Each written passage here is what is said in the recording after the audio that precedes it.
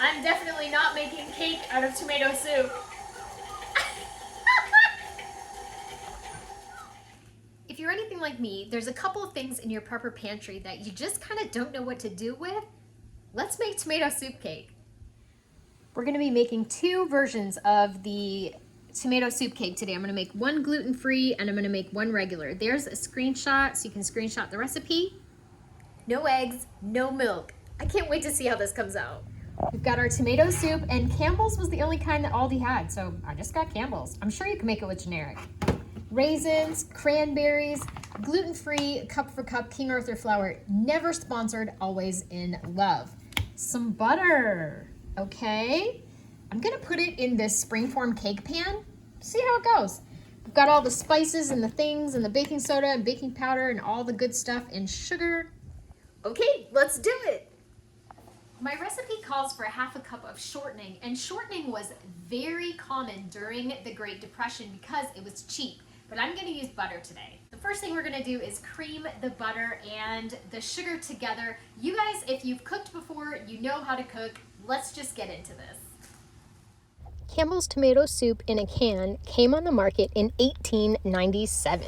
So strange to me because my butter and my sugar are creamed and I instantly went to reach for eggs, and this recipe doesn't have any.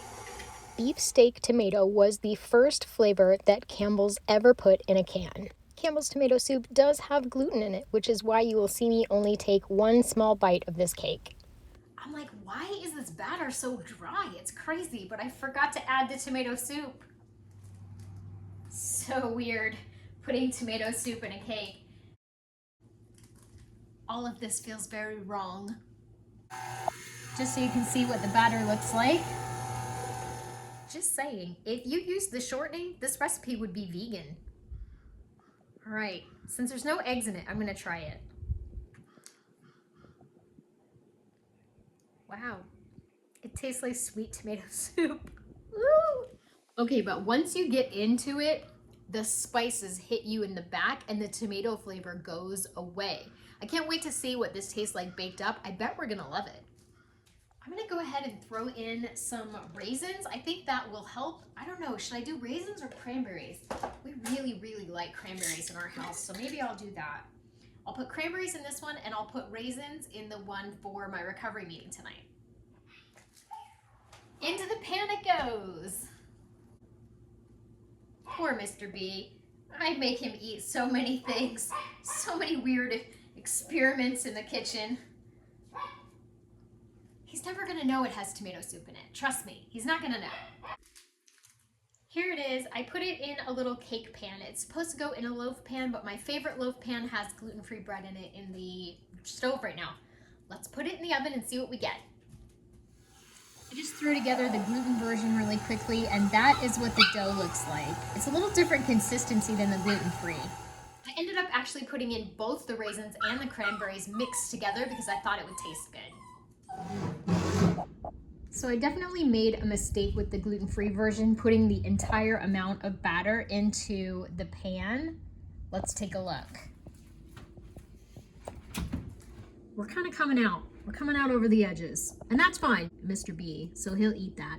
There's my gluten-free bread, and I made 2 rolls with the extra little dough-ish action. That's almost done.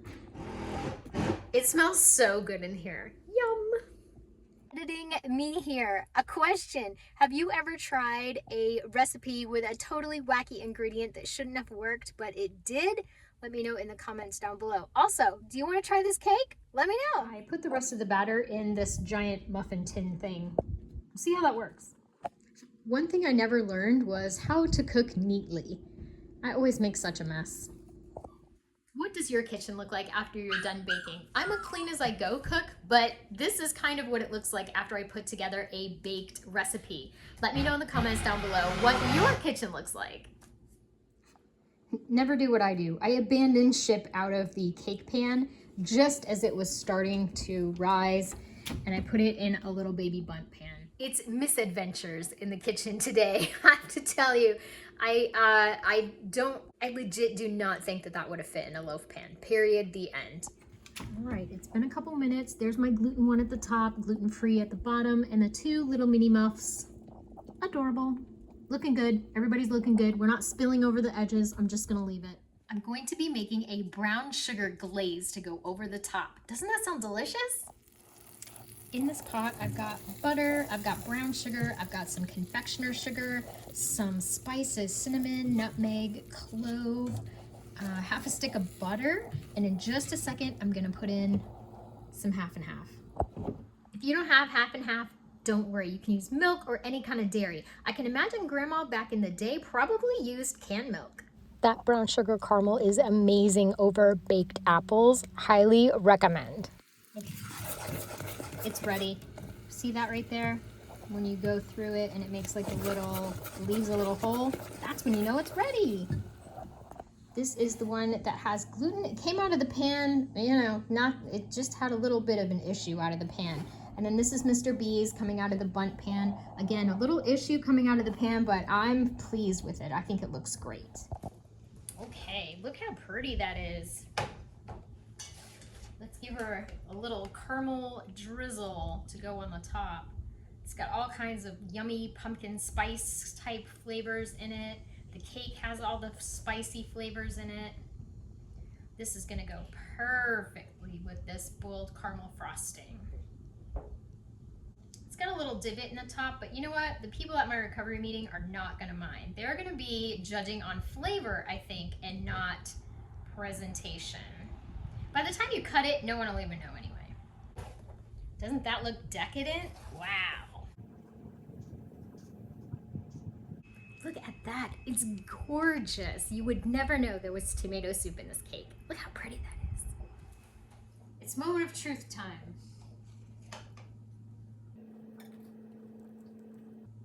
It's really crumbly. This should not work. What do you think? Good.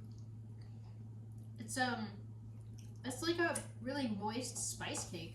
Yeah. Trying to put together what it was. Spice cake.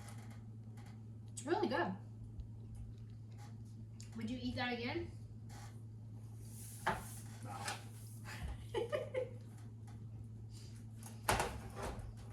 Okay. I think we'll call it a success. Okay. He made less faces for this one than he has with other ones in the past. Tired. The cranberries and the raisins give it a nice little extra lift. It's good.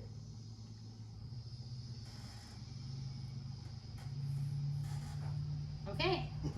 I'll make it again. I was so bummed that I couldn't enjoy more of this cake, but since the gluten was in the tomato soup, I could only take 1 or 2 bites, and that was max. The results are in, and my son said never in a million years would he have guessed that this soup was in the cake. Tomato soup is not a favorite at our house, so this was a great way to use it up, and everyone really liked the cake. I realized at the end of this video I don't have an outro. Thank you so much for watching and staying until the end. If you're new around here and you'd like to stick around, I'd love to have you. Thank you so much, and remember everybody, I'd rather be a year early than a day late. Bye!